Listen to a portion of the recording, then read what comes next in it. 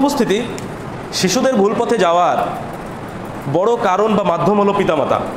কিভাবে দেখেন, সহিহ বুখারীতে 4775 নম্বর হাদিসে রাসূল সাল্লাল্লাহু আলাইহি ওয়াসাল্লাম বলেছেন, মা মিন মাউলুদিন ইল্লা ইউলাদু আলাল ফিতরা, সকল মানব শিশুই ফিতরাত তথা ইসলামের উপরে জন্মগ্রহণ করে।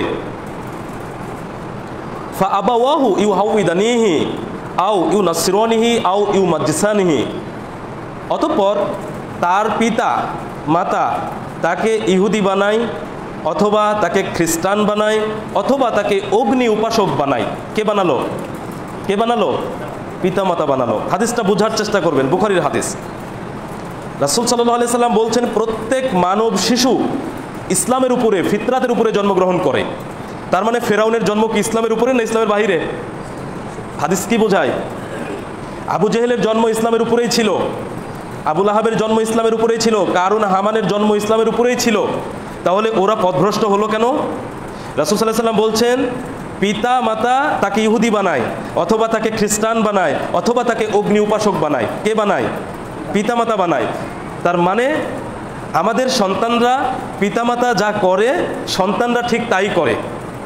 এইবার আপনার সাথে আমার দুটি কথা। ইহুদির বাড়িতে যে সন্তান জন্মগ্রহণ করে সে কিন্তু ইহুদিই হয়, পিতামাতা তাকে ইহুদি বানায়।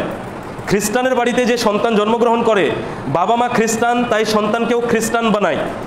যে পিতামাতা অগ্নি পূজা করে, আগুন পূজা করে, তার বাড়িতে যে সন্তান জন্মগ্রহণ করে পিতামাতা কিন্তু তাকে অগ্নি পূজকই বানায়।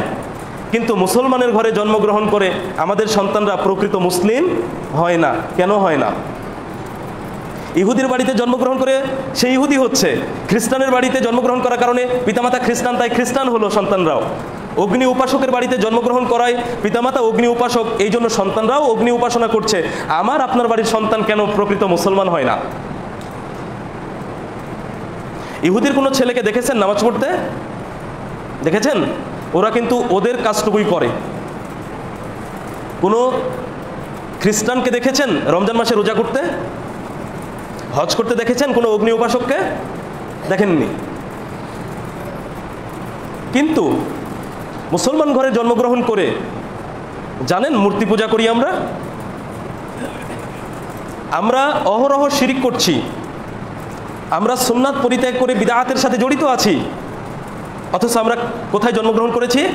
মুসলিমের ঘরে। ও ইহুদির বাড়িতে জন্মগ্রহণ করেছে, ও ইহুদি হয়েছে। ও খ্রিস্টানের বাড়িতে জন্মগ্রহণ করে ও খ্রিস্টান হয়েছে। অগ্নি উপাসকের বাড়িতে জন্মগ্রহণ করে অগ্নি উপাসক হয়েছে। সূত্র হিসাবে মুসলমানের ঘরে জন্মগ্রহণ করে প্রকৃত মুসলমান হওয়ার কথা ছিল না, কিন্তু হয়েছে? হয়নি। বরং কি হয়েছি আমরা? আমরা হয়েছি মুদির দোকানদার। মুদির দোকান, মুদি দোকান বুঝেন? মুদিখানার দোকানে আপনি সব কিছুই পাবেন, সব কিছু পাওয়া যায়। ওখানে চাউল ডাউল পাওয়া যায়, তেল লবণ পাওয়া যায়, পাশাপাশি আপনি কসমেটিক্সের কিছু জিনিস পাবেন। কসমেটিক্সের কি থাকে? সাবান, শ্যাম্পু, তেল থাকে। আপনি ওখানেই আবার ঔষধ পাবেন, ফার্মেসির ঔষধ পাবেন। সেখানে স্যালাইন আছে, প্যারাসিটামল আছে, লসিকটেল আছে, আরও ওষুধ আছে। ওখানেই আপনি বাল্ব পাবেন, সুইচ পাবেন, যা ইলেকট্রনিক্স জিনিস। মুদিখানার দোকান থাকার কথা ছিল মানুষের নিত্য প্রয়োজনীয় খাদ্যদ্রব্য, কিন্তু সাথে কি আছে? কিছু ঔষধ আছে, কিছু ইলেকট্রনিক্স আছে, কিছু কসমেটিক্স আছে। মজার ব্যাপার কি জানেন? সব কিছু নাই। আপনি ওখানে কসমেটিক্সের শ্যাম্পু সাবান পাবেন, কিন্তু কসমেটিক্সের দোকানে যা কিছু পাওয়া যায় সব কিছু পাবেন না। কথা বুঝেন একটু? ওখানে আপনি হয়তো বাল্ব পাবেন, সুইচ পাবেন, কিন্তু ইলেকট্রনিক্সের যত যাই জিনিস সব কিছু পাবেন না, আংশিক পাবেন। মুদিখানার দোকানে আপনি স্যালাইন পাবেন, প্যারাসিটামল পাবেন, কিন্তু মুদিখানার দোকানে ফার্মেসির সব ওষুধ পাবেন না, আংশিক। মুদিখানার দোকানে অনেক কিছুই থাকে, পরিপূর্ণ কিছু থাকে না, সব অল্প অল্প করে থাকে। আমাদের অবস্থা তাই।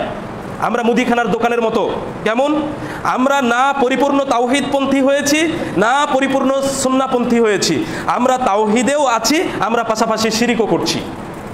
মানে এটাও পাওয়া যায়, ওইটাও পাওয়া যায় আমাদের কাছে। পরিপূর্ণ তাওহীদপন্থীও হতে পারিনি, পরিপূর্ণ শিরিকপন্থীও হতে পারিনি, দুটোই আংশিক আংশিক। আমরা আমল করি, আমরা পরিপূর্ণ সুন্নাতের উপরে আমল করতে পারি না। কিছু সুন্নাতের আমল আছে আর কিছু বিদআতি আমল, দুটোতেই ভরপুর।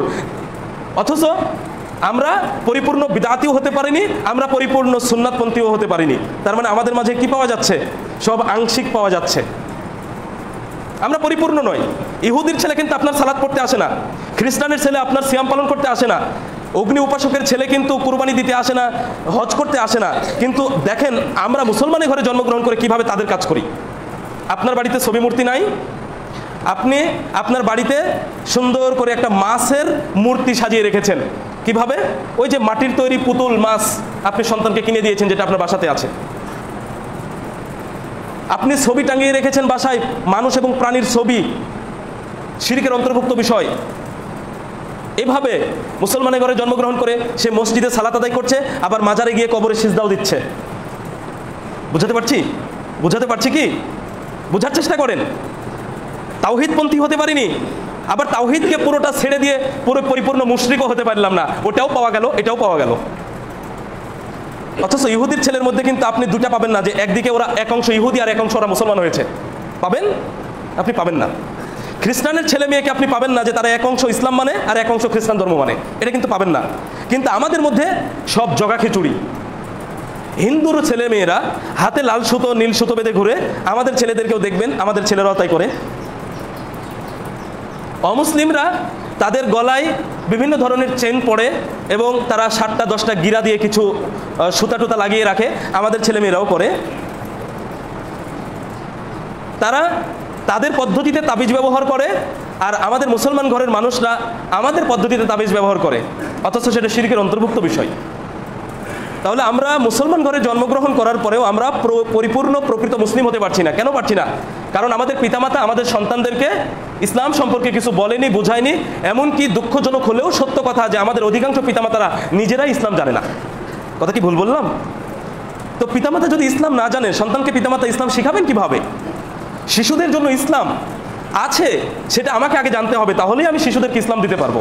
সম্মানিত উপস্থিতি, শিশুদের জন্য ইসলাম কিভাবে আছে, কি আছে ইসলামে শিশুদের, এইবার আমি পয়েন্ট আকারে আপনাদের সামনে বিষয়গুলো উপস্থাপন করব। খুব মনোযোগী হবেন। বাবা মা